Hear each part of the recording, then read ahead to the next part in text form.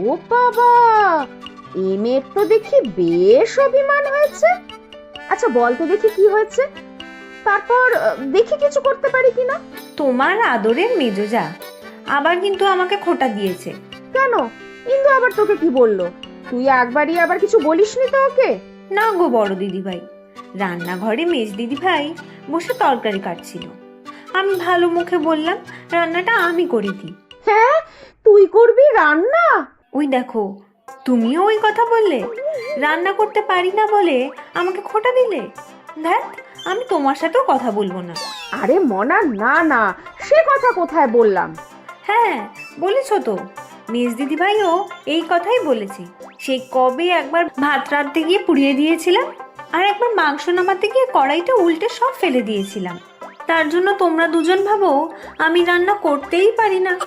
এমন বলিস না রে নয়না, কেন পারবি না? তুই অনেক ভালো রান্না করতে পারবি।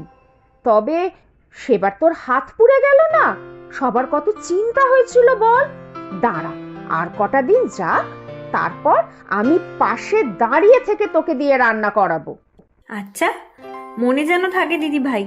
জানো তো, বিয়ের আগে আমার মা কিন্তু বলতো রান্না করতে শিখলি না তো শ্বশুর বাড়ি গিয়ে সবার মুখ শুনবি। তবে তোমরা কিন্তু কখনো আমাকে মুখ করনি।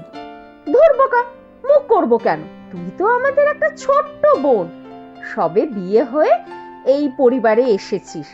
দেখিস, আমি আর ইন্দু মিলে তোকে সব শিখিয়ে দেব।